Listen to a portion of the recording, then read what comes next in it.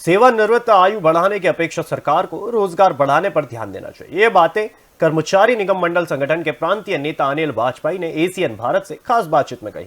इस दौरान उन्होंने प्रदेश कर्मचारियों के हितों को लेकर महंगाई भत्ता और सेवा वृद्धि पर भी बात रखी। अनिल वाजपेयी से खास बातचीत की एसीएन भारत के भोपाल ब्यूरो हेड अभिषेक शर्मा ने।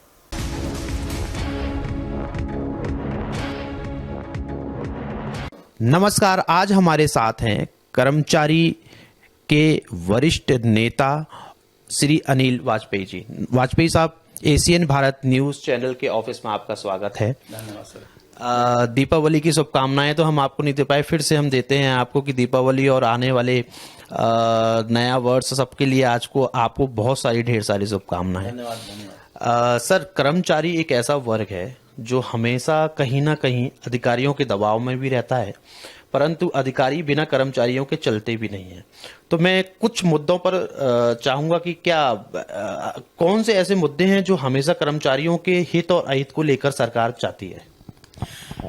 निश्चित रूप से सरकार हमेशा ये कहती है हमारे कर्मचारी अंग हैं, अंग के साथ काम करना चाहिए, लेकिन वहीं दूसरी ओर सरकार का ये कर्तव्य होना चाहिए कर्मचारियों को सुविधाओं का, वेतन भत्ते का ध्यान देना चाहिए, पेंशन को ध्यान देना चाहिए और कर्मचारियों के परिवार को ये देखना चाहिए कि उनको मेडिकल सुविधाएं मिल रही हैं या उनको नहीं मिल रही। कोरोना काल में कितने लोग हमारे खत्म हुए, उनको कोई सुविधा मिली कि नहीं मिली, इन चीज़ों पर कर्मचारियों को हमेशा चिंता लगी रहती है और शासन इन बिंदुओं पर ध्यान देने की जरूरत पड़ती है।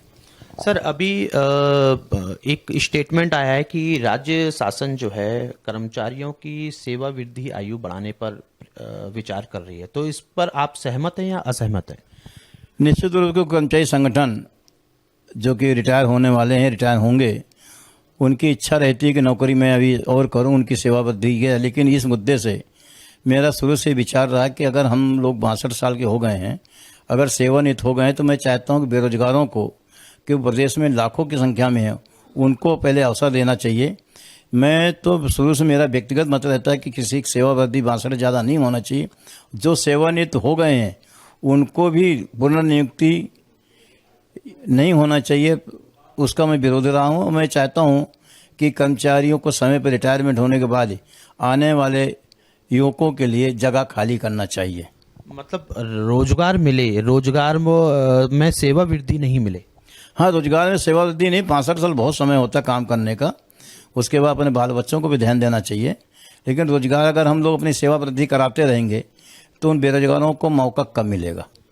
सर, एक देखने में आया है कि जो कर्मचारी वर्ग हैं उनको महंगाई भत्ता सब कुछ मिलता है, परंतु वो चाह रहे हैं कि अभी और भी मिले। अभी फिलहाल मुख्यमंत्री शिवराज सिंह चौहान जी ने कुछ महंगाई भत्ते में वृद्धि करी है, तो क्या अभी असंतुष्टि फिर भी है? ये हमारा समझौता था मध्यप्रदेश शासन की सरकार से कि जब जब भारत सरकार अपने कर्मचारियों को महंगाई भत्ता बढ़ाएगी, उसके अनुसार मध्यप्रदेश भी कर्मचारियों को अपने महंगाई भत्ता बढ़ाएगा। यहाँ उल्टा हो रहा है, सरकार और कर्मचारियों के बीच में 3-3, 9-9, 8-8, 10-10 माह का अंतर होता है महंगाई भत्ता देने में। तो उसमें एक तो हमारा एरियर का नुकसान होता है और उसके एरिया के बाद भी जैसे अभी हम 3% कम में चल रहे हैं, तो ये कब देगी सरकार? समाचार पत्रों के माध्यम से या जहाँ भी 3% वृद्धि करती तो उसकी वाहवाही लूटने की कोशिश करती कि कर्मचारियों को मैंने बहुत किया, लेकिन उनका एरियर नहीं देती है। अभी तक लगभग 1300 करोड़ रुपए कर्मचारियों के एरियर सरकार ने दबा दिया है। ऐसा पूर्ववर्ती सरकारें कभी नहीं करती थी। सर, कुछ निगम मंडलों में देखने में आ रहा है कि वहाँ पर ठेका प्रणाली जो है उस पर नियुक्तियाँ हो रही हैं और कुछ जो निगम मंडल हैं वहाँ पर लोगों की नई भर्तियाँ भी नहीं कर रहे हैं, तो क्या मैन पावर की कुछ कमी महसूस नहीं होती? निश्चित रूप से सारे ही निगम मंडलों में मैन पावर सेवानिवृत्त हो रहे हैं, कमियां हैं।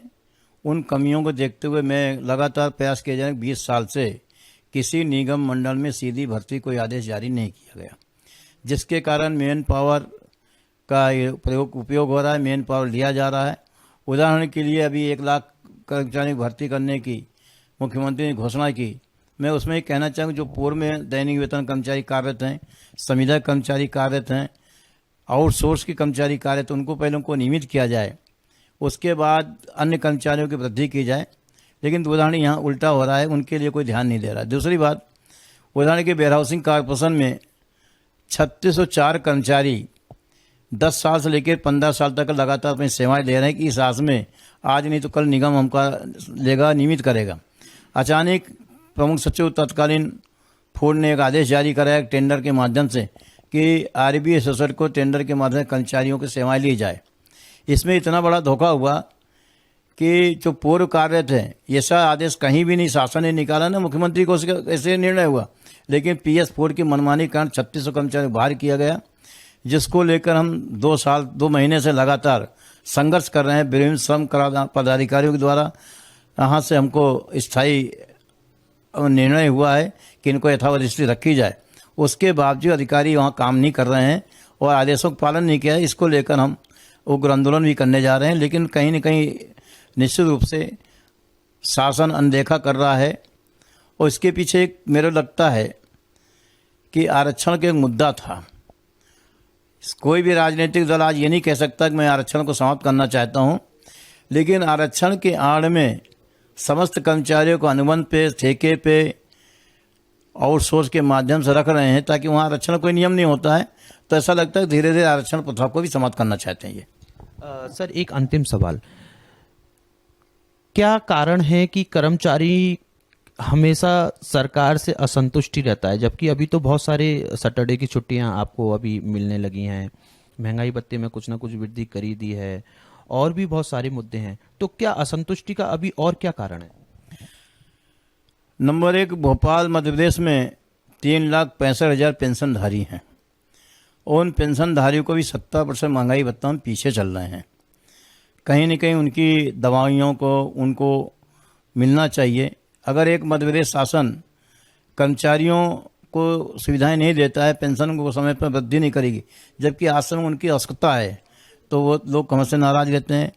निगम मंडल सरकारी संस्थाओं कर्मचारियों को वेतन समय पे नहीं मिलता है, उसके कारण नाराज होते हैं। दूसरी, हमारे कर्मचारियों से इतनी बेकार कराई जा रही है, चाहे वोटर लिस्ट काम हो, समग्र आईडी बनाने का काम हो, मतदाता सूची बनाने का काम हो, या आपके गणना का काम हो, या सिंचाई पशुओं की गणना काम हो, या आपके ये इसके लेके काम जो कराए थे अलग अलग सिंचाई के कहाँ काम नहीं हुआ, या आपदा आ गई वहाँ कर्मचारी जाएंगे, क्या आपत्ति है।